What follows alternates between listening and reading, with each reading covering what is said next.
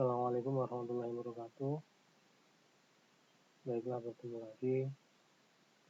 Sekarang di pertemuan 2 kita sudah masuk ke pembahasan selamat pagi, selamat siang, selamat malam. Di pembahasan kali ini yaitu bab 1, yaitu unsur tata letak garis, ilustrasi, tipografi, warna gelap terang, tekstur, dan ruang. Panjang ya. Jadi nanti akan kita kupas satu-satu, garis itu apa, ilustrasi apa, dan seterusnya. Ini bab 1, nanti kita akan pelajari di pertemuan ini dan pertemuan-pertemuan selanjutnya. Baik, lanjut. Sebelum kita masuk ke pembahasannya, ada persiapannya dahulu. Persiapan yang pertama, alat dan bahannya.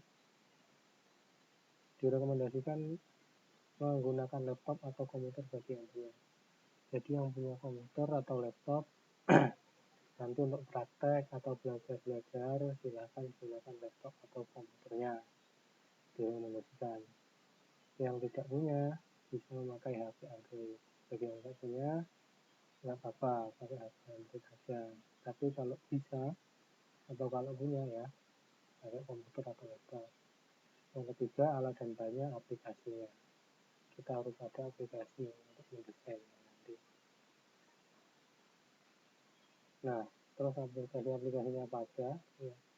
Kalau di laptop atau di komputer ada banyak sebenarnya. Yang ini saya berikan contoh ada 4. Ada Photoshop, mungkin sudah sering dengar. Illustrator, mungkin jarang. Illustrator ini ya masih satu produk sama Photoshop. Dia dari Adobe. Ini untuk edit juga, desain juga. Ada CorelDRAW, ini juga ada yang pernah dengar, walaupun juga masih sedikit asing. Dan yang terakhir ada Paint. Kalau Paint ini pasti semua laptop, semua komputer sudah ada. Ini aplikasi bawaan. Paint ini sudah ada. Ini yang paling mudah sekali digunakan. Tapi kalau teman-teman punya Photoshop, punya Illustrator atau CorelDRAW, bisa dipakai bebas. Nanti silahkan digunakan mana yang ingin dipakai. Kalau nanti saya mungkin kebanyakan akan memakai Paint dan Illustrator. Jadi kebanyakan kita akan pakai ini dan ini. Dan mungkin di beberapa kasus kita akan pakai Photoshop ini yang di laptop, bagi yang pakai laptop. Untuk yang pakai aplikasi Android, ya, ini ada banyak juga sebenarnya. Tapi yang saya tampilkan di sini ada Paint. Paint ini untuk menggambar. Ada Infinity Design. Ini juga untuk menggambar. Ya, ini hampir sama. Terus ini untuk mengedit. Mengedit pixelnya sama Canva ini untuk mengedit sebenarnya, bukan untuk menggambar. Tapi ini juga nanti bisa digunakan untuk desain. Ya. Jadi 4 ini bisa digunakan untuk desain. Silahkan kalau sampean ini teman-teman pakai Android bisa menggunakan 4 aplikasi ini. Ya, boleh dipilih. Tapi benar-benar pakai aplikasi ya, jangan nyolong gambar. Ya. Jadi kalau ada laptop, ya gunakan laptop. Kita nanti akan pakai aplikasi-aplikasi ini. Kalau nggak ada ya boleh menggunakan ini. Ya. Yang biasa digunakan sih ini, Pixel atau Infinity Design. Kalau isinya agak sulit. Kalau Canva ini kebanyakan isinya template, jadi terlalu mudah. Jadi bisa pakai ini atau ini. Sekarang ke pembahasan. Jadi tadi di dalam judul ada banyak sekali unsur garis, ilustrasi, dan lain-lain itu tadi. Sekarang kita masuk ke pembahasan yang pertama. A. Garis. Jadi garis itu apa? Elemen garis merupakan elemen yang pertama dan yang paling dasar dalam unsur tata letak. Ya. Jadi semua elemen apapun di dalam desain itu pasti dia berawal dari sebuah garis. Tulisan ini buah dari permulaannya dari sebuah garis. Ini kotak ini kotak oranye ini juga pasti sebelum jadi kotak ini permulaannya atau yang paling bentuk dasarnya adalah garis. Dia garis numpuk atau garis yang berbentuk. Itu adalah garis. Garis adalah elemen pertama dan yang paling mendasar. Masih mudah kalau kita buat garis. Titik. Dalam menggambar, garis adalah goresan pena atau pensil, yaitu kalau di dalam kenyataannya atau di dalam kehidupan yang nyata, garis itu apa? Goresan pena atau pensil. Jadi kita menggores seret pakai pena atau pensil, itu garis. Dalam desain grafis ada dua titik yang saling terhubung. Jadi kalau dalam desain grafis, garis itu apa? Dua titik yang terhubung. Jadi namanya ini ada titik, di sini ada titik, kalau dihubungkan seret, nah itu namanya garis. Soalnya itulah, nggak perlu terlalu dipahami pengertiannya. Pasti semua sudah tahu garis itu apa. Intinya garis itu yang paling dasar. Garis berguna untuk membagi ruang dan mengarahkan pandangan ke lokasi tertentu. Jadi garis, ya walaupun garis itu paling dasar, paling mudah sebenarnya, ini dia itu punya fungsi untuk membagi ruang. Ya. Contoh buku tulis yang ada garisnya itu. Nah, itu kalau nggak ada garisnya, itu ya menjadi satu bagian aja utuh, satu lembar kertas. Tapi ketika dia sudah ada garisnya itu, dia akan membagi ruang. Jadi satu lembar kertas itu terbagi menjadi banyak garis itu untuk bisa kita tulis atau kita kasih gambar apa. Dan mengarahkan pandangan ke lokasi tertentu. Jadi kalau ada garis, kita bisa fokus pada suatu garis tertentu. Itu gunanya. Itu pengertian garis. Pokoknya intinya garis itu elemen yang paling dasar. Fungsi garis, ya. Satu, sebagai pembatas tepi, bidang, atau objek untuk memberikan representasi atau citra struktur bentuk dan bidang. Ya. Garis itu yang pertama pembatas. Jadi kita tahu apa itu lingkaran, kita tahu apa itu segitiga, kita tahu apa itu lonjong. Kalau di pinggirnya ada garisnya. Kalau di pinggirnya nggak ada garisnya, ya semua kosong, tidak ada strukturnya, tidak ada bentuknya. Jadi membatas. Dia menciptakan nilai ekspresi seperti nilai gerak atau dinamika, nilai irama dan nilai arah. Garis juga bisa memberikan ekspresi, dinamika, nilai arah. Garis itu ke sini atau ke situ, itu bisa memberikan nilai atau memberikan makna. Yang juga memberikan kesan pada visual desain seperti tegas, luas, dan dinamis. Dan garis juga bisa memberikan kesan visual. Ya, kalau pada awalnya objek itu nggak ada garisnya itu biasa, tapi kalau ada garisnya dia akan menjadi terlihat tegas. Jadi ini di antara fungsi-fungsi garis ini. Nggak perlu dipusingkan, yang penting jangan tahu aja, oh garis itu bisa dibuat kayak gini. Nggak perlu dipusing-pusingkan. Sekarang jenis-jenis garis. Ya, ada garis datar, garis tegak, garis miring, garis melengkung, garis persilangan, garis jajar. Jajar itu maksudnya numpuk ya, bukan garis itu lurus kanan kirinya ya. Numpuk maksudnya ya. Garis gelombang, spiral, zigzag, sama. Intinya cuma garis ya. Jadi kalau kita berpersepsi garis itu lurus, ya maksudnya garis di desain itu, ya itu tadi. Kalau dalam kehidupan nyata dia ibaratkan itu goresan pena atau goresan pensil. Jadi walaupun melengkung serat seperti ini namanya juga garis. Jadi garis itu nggak melulu lurus. Ya. Bukan berarti garis itu menggaris, kalau menggaris itu lurus. Garis itu apa? Goresan yang paling dasar. Jadi walaupun melengkung seperti ini juga namanya garis. Nah, garis selesai itu ya, garis itu tadi intinya garis yang paling dasar. Yang kedua bidang. Apa itu bidang? Bidang adalah unsur tata letak yang berupa objek yang punya dimensi panjang dan lebar. Atau dia itu bisa disebut bersifat pipih. Ya, jadi apa itu bidang? Bidang itu objek di mana dia punya panjang dan lebar. Contohnya ini kotak orang ini, dia kan punya panjang, punya lebar, maka dia dikatakan bidang ya. Sedangkan yang punya panjang, lebar, dan tinggi disebut volume ya. Kalau kubus terus tabung itu bukan bidang, itu bentuk ya. Jadi kalau dalam desain grafis ada namanya bidang, ada namanya bentuk. Jadi jangan jangan jangan sampai keliru. Jadi kalau bidang itu 2 dimensi, kalau bentuk itu 3 dimensi. Jadi ingat-ingat, kalau bidang 2 dimensi, kalau bentuk 3 dimensi. Nih, bidang bersifat 2 dimensi, bentuk bersifat 3 dimensi. 2 dimensi berarti panjang lebar, 3 dimensi panjang lebar tinggi. Berdasarkan bentuknya, bidang maupun bentuk terdiri atas beberapa macam, yaitu bidang geometris, bidang biomorfis, bidang bersudut, dan bidang tak beraturan. Ya, ini nggak perlu dipusingkan lah. Yang penting kita tahu bidang itu apa, bentuk itu apa. Kalau bidang itu 2 dimensi, kalau bentuk itu 3 dimensi.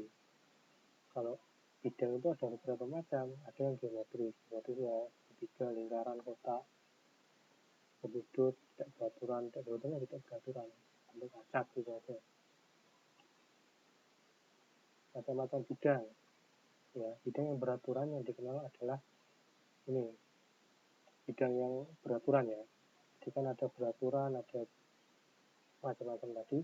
Kalau yang beraturan yang dikenal itu ada rectangle atau kotak, ada circle, lingkaran, dan ada triangle. Triangle itu tiga. Nah, dari 3 bentuk ini bisa membentuk macam-macam. Ini circle, triangle, ini rectangle, triangle, circle-nya enggak ada. Ini circle, sebenarnya circle, tapi ini sudah menjadi bentuk anaknya 3 dimensi ya. Ini enggak beraturan, ini beraturan. Ini walaupun ini segi 5 ini, pada awalnya dia adalah kotak dan segitiga. Pada awalnya itu rectangle dan triangle. Jadi semuanya itu pasti kembalinya ke sini. Kecuali kalau enggak beraturan kayak gini ya. Kalau bentuk enggak beraturan ya memang bentuk enggak beraturan. Itu penjelasan tentang pertemuan kali ini. Ada yang namanya apa tadi, garis dan bentuk. Sekarang kita coba gambar ya. Kita pakai pen aja ya. Kita pakai pen.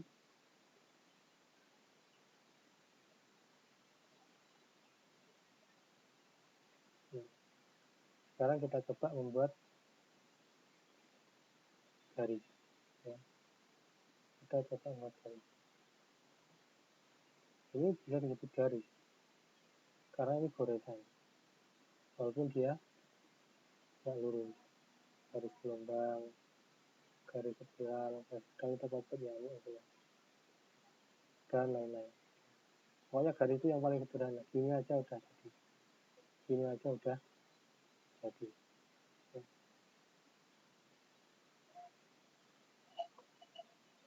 Ada semuanya.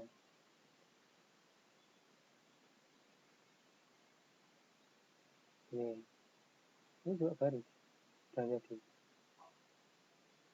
Nah, ini bisa digunakan tadi apa? Memisahkan ruang. Bisa, garis itu bisa memisahkan ruang. Jadi kita buat gini. Nah, ini sudah terpisah ya. Antara ini dan ini bisa. Itu garis. Garis itu yang paling mudah. Terus tadi ada bidang ya. Bidang. Contoh ada apa yang tadi? Rectangle. Ada circle. Ada triangle. Dan dari bentuk-bentuknya bisa digabung semua. Gabung nanti membuat macam-macam bentuk bisa. Umpamanya buat mobil bisa pakai ini. Kita pakai segitiga ya.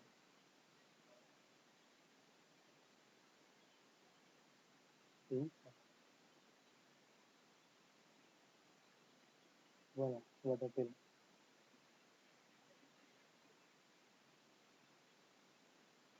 Nah ini kemah namanya, bukan mobil. Anggap aja mobil lah ya. Bisa. Nah, bisa.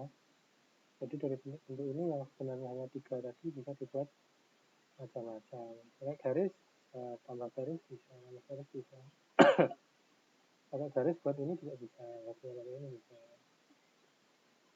Nah ini adalah yang paling dasar. Jadi ada garis, ada bidangnya kayak gini. Ingat bidang itu 2 dimensi. Kalau dia 3 dimensi namanya bentuk. Gimana cara membuat 3 dimensi ya? Tinggal sini aja. Ini bisa 3 dimensi.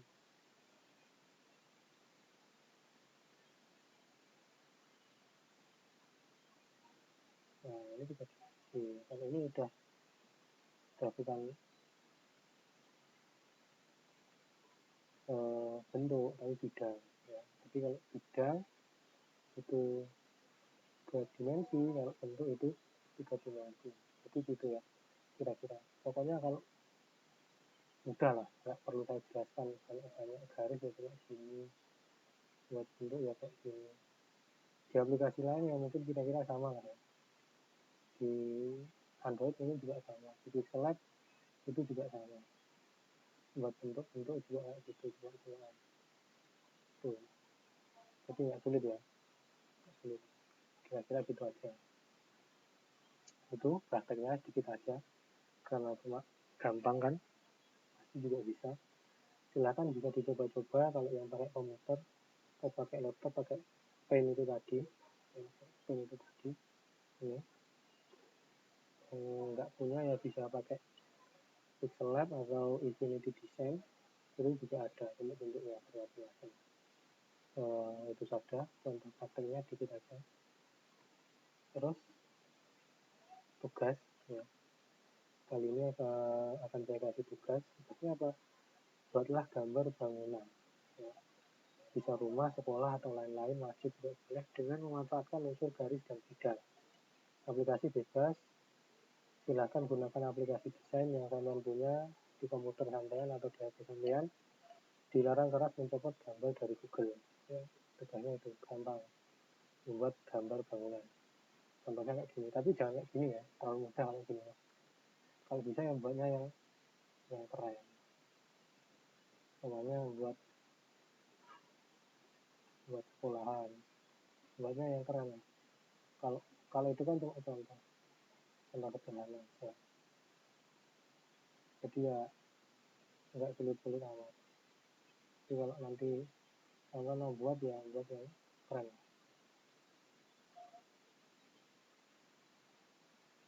Nah misalnya gini,